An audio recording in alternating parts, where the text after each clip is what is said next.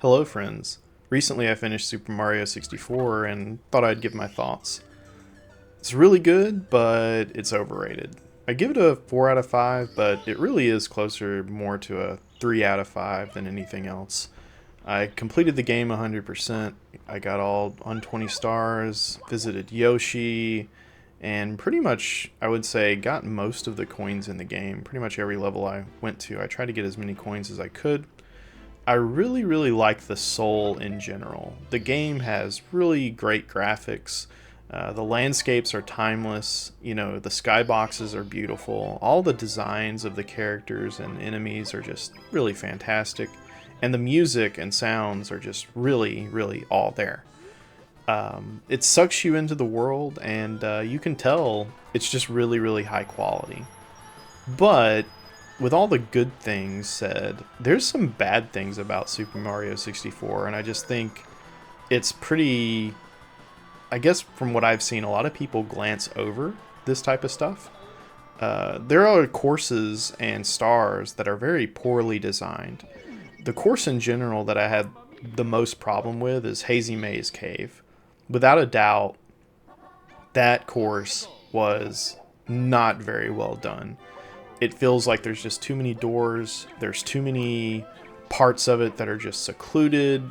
There's too many, and it's, sure, I get that it's supposed to be a maze type level, but it's not very fun. You have lots of multiple routes. It even has a map trying to tell you where to go. I did not like that at all. It just felt like it was very smashed together without a whole lot of landscape, and it was very much a boxed in type world, which Super Mario 64 doesn't feel good to have a boxed world when the whole point of the game is kind of like, oh, just go explore and stuff like that. Beyond the first few courses, I feel like the levels get sort of worse as you go along. And like I said, Hazy Maze Cave is another one. Big Boo's Haunt is another good example. Some of the stars, not just the course, but the stars routes themselves are kind of bad. Some have nearly identical routes. For example, Hazy Maze Cave. There's a section that has like, you go to this one room, and then there's three connecting rooms. You go into one, and it takes you an elevator up to a star. You go into another door, and it's just, you leap over borders, or you leap over holes in order to get to a star. And then you go, the other door takes you down into the maze, and then you get another star. And then in that maze, you go get another star. And these, 3 to 4 stars, depending on how you look at it, they're very close together. And it doesn't seem to be very good, because in a lot of good levels, each star is sort of its own little area that you go to and explore of how to get. But in Hazy Maze Cave, you're basically doing the same course every single time. You just adjust the last 1% of the course, and it's done. Also, a lot of stars can be done very quickly, and that isn't exactly a bad thing. I don't mind the shortness, but some just felt like you just start the course and you immediately know what to do, and then in 1 minute it's over. It's not that bad, but it does feel that way sometimes. I guess I do like sort of the 2 to 5 minute type stars. Big Boo Haunts is another example. As I said, a problem with the course, but I think there are the last 2 stars that you can get. You go to the top of the mansion and you take a door to go outside, or you get a vanishing cap and go through a wall and get a star that way. And there are these 2 stars that are just side by side, and most of the route is the same. Out of all the types of stars, the red coin stars are definitely my favorite to get, because I usually go for the 100 coin stars at the same time, and that just really means I'm going through the whole course, looking through everything, exploring around, and just going through the full course and just really enjoying it. So other than the problem with like the star routes and the courses, the camera is not very good either. It does have its own charm to it. I do kind of like how the camera makes you into a certain perspective and you have to play it in that way of the perspective. But sometimes it's just annoying that you cannot move the camera the way you want to, right? And I understand you had the C buttons back then. You couldn't exactly have a joystick which allowed you to control the camera really well. And then some levels, Tick-Tock Clock, for example, it's just really a pain because the perspective messes with you when you're trying to do jumps or when you're trying to wait on something, right? For example, I could imagine a situation where you're trying to find a star, but you don't exactly know how to get to it because the clock hand never has appeared in your screen because of the camera, right? You can't necessarily adjust the camera to see it, and you constantly have to kind of go into the first person sort of mode to take a look of your surroundings rather than just swirl around in the normal camera view to see what's going on around you. I think in comparison to something like Super Mario Sunshine, Sunshine's camera feels way better, right? And of course, again, there's different generations, different technologies, I get that, but it's still a problem, and that's kind of what it takes away from the game for me. So that's kind of the overall gist of my review, but like I said, I really like it. I just think that it's way overrated from what everyone online seems to think about it, right? And then I would like to do a tier list. Here we go. Alright, so this is the tier list I'm going to use. This one seems to be pretty good because it actually has like some of the painting graphics and just the images were pretty good. So first up is Bomb-On Battlefield. I have to say, really love it. It's just a really iconic one. There's so much to do. The field is pretty open, so it's all pretty good. And it has replayability because you can go back with the red cap and go shoot yourself in the cannon. Just a really fun course. Alright, so Womp's Fortress is next. And for me, I do really like it. I think I'm going to put this in fun tier for right now. Maybe it'll go up, but I think for right now, fun is pretty good. So Jolly Roger Bay, I'm going to put it in good because it's kind of weak. All water levels are kind of weak just because of the nature of the physics engine, right? But I do like the atmosphere. It's kind of spooky. So next up is Cool Mountain. And I have to say, amazing. There's tons of stuff. Like, every single star is just really fun. And, you know, the songs are good. The race is good. It's just very enjoyable, I think. Alright, so Big Boo's Haunt. Well, I can't really say forgot about it. I mean, it is iconic, but it's definitely like more of a meh type course. I kind of like the atmosphere a little bit, and like there's a house off to the side that you're supposed to go into. I did like that, but other than that, it's not, I don't know, it just feels very forgettable about itself. Next is going to be Hazy Maze Cave. And by God, I hate this course. I think it's the worst course in the game. I think the just everything about it is really messed up. It just feels like you're in a box. I mean, you're literally in a box. I get that it's supposed to be a cave, it's supposed to be a maze, but that just does not work well with Super Mario. So next is going to be Lethal Lava Land, and I think it's going to go in good tier. I do kind of like how the course is just, you know, you can long jump everywhere, you can get the wing cap and go everywhere. So it has a lot of I would say exploration you can do just by, you know, quick jumping around, and it relies a lot on leaping from place to place because the floor is lava, right? And that makes sense. But the bullies are kind of annoying, and there isn't enough of the course to really feel like it's just super enjoyable, so I'm going to put that in good tier.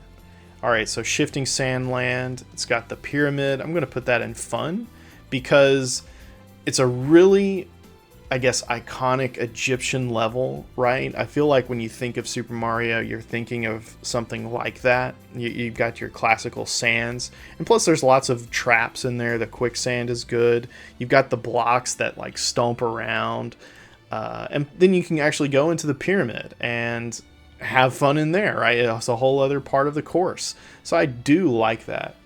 It's just a really good course, and maybe I should probably put in amazing, but I definitely think it's better than Thwomp's Fortress, but it's not as good as these two. So Dire Docks is it's good, I think. It's really rough because if you didn't know, you can actually mess yourself up, and one of the stars isn't completable without beating the second Bowser boss level.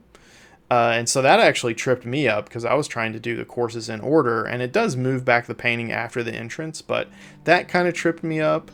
There were, I guess, just some stars that just weren't really fun because every single one of them was like, or like with the Mantis Ray, you got to go into the water, and then, you get caps and you go into the water. And I get that it's all supposed to be like go in the water, but it just was not. It just was not that good. Maybe I should put it in E tier, but I think it was good. It just wasn't that good, right? So Snowman's Land. Again, I do like this one because it's trending the snow theme, but it's not as good as Cool Mountain because there's just not a lot to do. It feels more of like it's a boxed in type of course. It's a very much of a square with the snowman being the focus. But it's enjoyable because you have like some unique stuff like the ice block maze that you kind of have to figure out how in the world do you get into the ice block. And then you can go in the igloo and then get the vanishing cap there. So there's some memorable moments with that just make it pretty fun and cool. Wet Dry World, I want to put this in good because it's fun kind of trying to figure out the puzzle with the water system, and then when you realize you have to actually jump into the very tip top to go into the other section of the map, the go to the town for the red coins. I think that really throws off some people. And then the cannon placement is kind of bad too. It feels like the cannon placement should be accessible without having to jump to the very top of the painting in order to get to the town. So there's definitely some problems there. And then it does seem like the flippers, that's just not very good enemy design, I think. So it wasn't very fun to me. But I think overall it was pretty cool. I love the skybox in it. Not Direx. Oh my gosh. Wet Dry World has one of the best skyboxes in the game for sure. So Tall Mountain's next, and I think it's definitely going to go in the fun tier for me. There's a lot of places you can explore in it. I mean, it's just a big old mountain you can go up, and there's plenty of places and sections on the mountain that is actually fun, right? You're trying to, I guess, like it adds more of like a vertical exploration. That's what it was feeling like. And there were some stars like the one where you're having to like sort of leap off and then catch yourself in the air. That's pretty cool too, right? Alright, so then up next is Tiny Huge Island, and I think for me, this was going to go into, I think that one's going to go in fun tier, because I enjoy the painting system of like being big, being small, and having a variety of different things you got to do and the different sizes, and that's pretty cool. I did sort of think it was weird about the Wiggler thing, because one of the course stars is like the red coins or something like that, and it's almost like you kind of get mixed up of doing the stars out of order of what it's trying to tell you to do or how to access Wiggler's area, and it feels like those two areas should be connected somehow, but they aren't. I do like the tiny secrets as well that you have to like explore around and go touch the little holes as Big Mario, so that was pretty fun too. And plus it's always satisfying to jump on a giant Goomba's head. Alright, and then we've got Tick-Tock Clock, which I'm going to put in E tier. There's a lot of problems with camera angles that I just did not like about it. And it's unfortunate because this is like more of an iconic course, I think. People think of Tick-Tock Clock when they remember Super Mario, and I just did not enjoy it. And the whole time mini game of like having to jump into the painting and freeze time or speed it up, just did not enjoy it at all. And plus, I mean, I guess I do kind of like the music in there, but it was definitely lacking in comparison to other course musics. Alright, so Rainbow Ride. I want to put this in good tier. The problem with it, and it could be more fun if I didn't have to wait oftentimes. When you're repeating the stars every time, you're having to get onto the flying carpet and you're just sitting there waiting. You're just waiting. And also, I noticed that the last star, it's, you know, over the rainbow, and the whole time I'm like, where's the wing cap? It feels like this level would be great if you actually had a wing cap there. But there was none. I was like, what? I cannot believe this. And I guess like it makes the course not as good if you have a wing cap. I get it, right? Like I understand why there isn't one. But I feel like maybe there would just be somehow, like, for example, why not activate wing caps only on certain stars? And that way some stars could be found and others are not. And that's in general, like, I know it's supposed to be like an open world course and you're removing some of that aspect, but I think if you added a wing cap just to like one star, that would be a better solution than not having a wing cap in a course where it just feels like a wing cap would be there, right? All right, so those are the course tier list. Now we've got some extra ones, right? So the first Bowser stage, I mean, I feel like a lot of the Bowser stages are just meh in general, except for the last one, which I would say is good. So the first two Bowser stages are just kind of, you know, meh. And the last one is pretty good because I do like I would say the red coins in the last Bowser stage is pretty fun to go find because there's some hidden ones and it's actually fairly challenging. So next up is kind of some of the cap stages. I really liked the metal cap stage, the feel to it. It's in a cavern. You've got a lot of crystals everywhere, and there's so many video game ads with the metal cap that I just really like the stage. It just feels awesome. It's really good. Then the vanishing cap, I would say, man, I want to put it, it's in between these two, right? In between good, in between eh. I don't know. I guess I'm just going to put it in good tier because strangely it feels like a pointless vanishing block in the course. And I would say, well, like on the initial, when you're sliding down and you're like trying to get the red coins and trying to go from platform to platform, that's pretty fun. But towards the end, there's just not a whole lot to do with the vanishing cap. I feel like the vanishing cap is very poorly implemented, I would say, and even its own course doesn't feel like you even need to use it. Like the only point to use the vanishing cap in the vanishing cap course is at the very end. There is no other play, so it's kind of, maybe I missed something in the game, maybe I missed something about it, but yeah, even the vanishing caps course, you barely use it at all, as opposed to the metal cap and the wing cap where you having to use it all. And then with wing cap, well, actually for that I'm going to put it in A tier. I think it definitely doesn't deserve to be called good when it doesn't work like that. But for the wing cap, I'm going to put it in good. It's not super fun. It's not, you know, super good, but it's still really fun because you're flying around. You've got plenty of cannons to go on, or well, not a cannon. Sorry, you're trying to float down into the. I was thinking of the secret course, my bad. The wing cap is the one where you're actually spawning and then you're trying to like guide Wing Mario down following the coin path, which is still pretty fun. Like I enjoyed a lot of the flight levels. Those were really good. So I would say the red cap, and if you miss the last red coin on the red coin or on the wing cap stage, then you can get a wing cap and then retry to get that one last red coin. So overall, it's pretty fun. And then since we're talking about the cloud stuff, same thing. This secret star is pretty fun. You got, you know, you're falling past the rainbows, jumping from cloud to cloud. You've got plenty of cannons to fire yourself. And it just feels like a really solid flight course, right? And that's what it feels like with a lot of these courses with wing cap. It's just, it adds to the game a lot. And then now we'll do the stage where you spawn into sort of like, it's the secret aquarium. I think that's what it was called. It just seems kind of lackluster, but I do like it. I think it's a solid. I don't know. I like the mechanics because you're basically you have no air, and when you go into it, it just feels like a nice water level.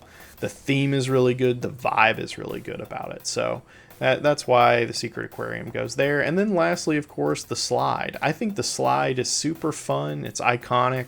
And, you know, when you first jump into the secret, you're like, oh my gosh, wait, this isn't like a full course. This is just a big slide. And you experience it and like, oh my gosh, this is so fun. There's so much to the game. It's not just finding course stars. It's little fun stuff like that. But yeah, so that's my tier list.